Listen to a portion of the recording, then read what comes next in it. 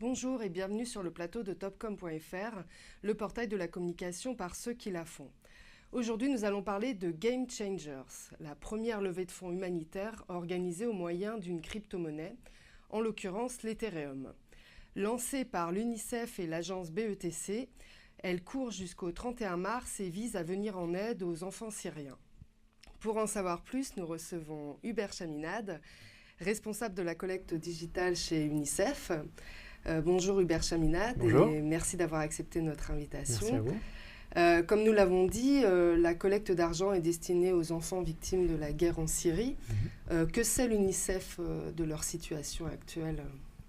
Alors, on est quasiment à 7 ans, jour pour jour, du début des hostilités en Syrie. Ça a commencé en mars 2011.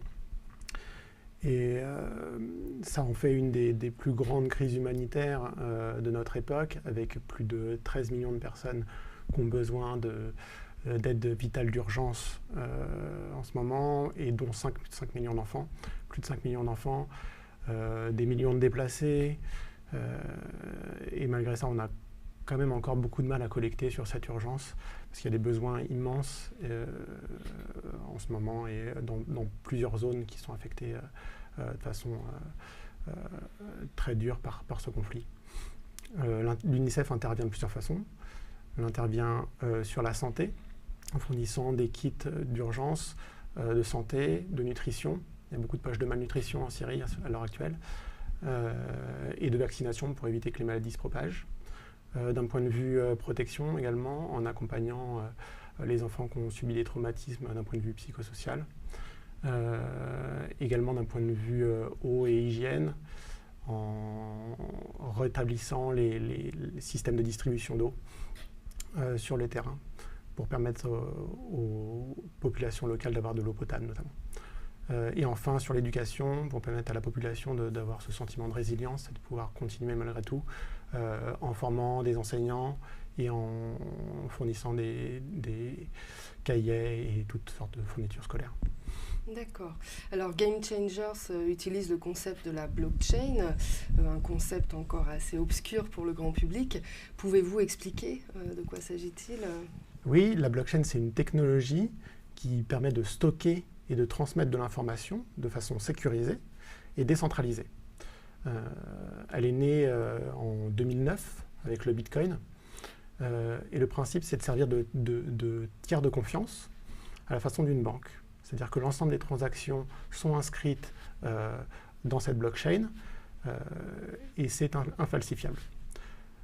De cette façon, de façon à maintenir la sécurité de cette blockchain, on demande à des utilisateurs de mettre à disposition la puissance de calcul de leur ordinateur. Et en échange de cette puissance de calcul, ils reçoivent une partie de cette crypto-monnaie. C'est ça qu'on appelle miner. Et c'est sur cette base qu'on a créé l'opération. D'accord. Et donc l'opération, comment fonctionne-t-elle Et du coup, l'opération, le principe, alors ça ne se passe pas sur le Bitcoin pour des raisons un peu techniques, c'est-à-dire que le Bitcoin, il se mine avec des ordinateurs très puissants et spécifiques pour le minage. Il se base sur une autre blockchain, qui est la seconde blockchain la plus populaire, on va dire, dans ce monde-là, qui est l'Ethereum, et qui se mine avec des cartes graphiques. Donc le principe, c'est de mettre à disposition la carte graphique de son ordinateur pour calculer et valider les éléments de la blockchain. Et en échange, ils reçoivent la monnaie de cette blockchain, qui est l'Ether. Voilà. Et au lieu de recevoir directement le fruit de leur minage, ils le reversent à l'UNICEF dans le portefeuille de l'UNICEF. Donc l'UNICEF reçoit, à la place de recevoir de l'argent, ils vont recevoir des Ethers directement dans leur portefeuille. D'accord. Et pourquoi avoir utilisé ce concept ? Quel est l'intérêt pour l'UNICEF ? L'intérêt, en fait, c'est que ça... Il y a plusieurs intérêts. Le premier, je vais dire, c'est que c'est une nouvelle forme de don qui permet de donner sans donner de l'argent directement, sans sortir son portefeuille, et de pouvoir s'engager et vouloir faire changer les choses et apporter son soutien, juste en mettant à disposition son ordinateur. Ça, c'était le premier aspect. Le deuxième aspect, ça nous permettait d'explorer tout ce monde de la blockchain et des crypto-monnaies qui est en pleine explosion et qui va sans doute prendre de l'ampleur dans les années qui viennent. Et enfin, ça nous permettait aussi d'avoir accès un nouveau public, les gamers, puisque en fait le principe même de crypter via sa carte graphique s'applique particulièrement bien aux gamers, puisque c'est eux qui sont le mieux équipés en carte graphique. D'accord, mais tout le monde peut participer quand même Tout le monde peut participer, il suffit simplement d'avoir un ordinateur avec une bonne carte graphique et de le mettre à disposition quand vous le souhaitez. D'accord, très bien. Et l'opération a été lancée le 2 février. Oui.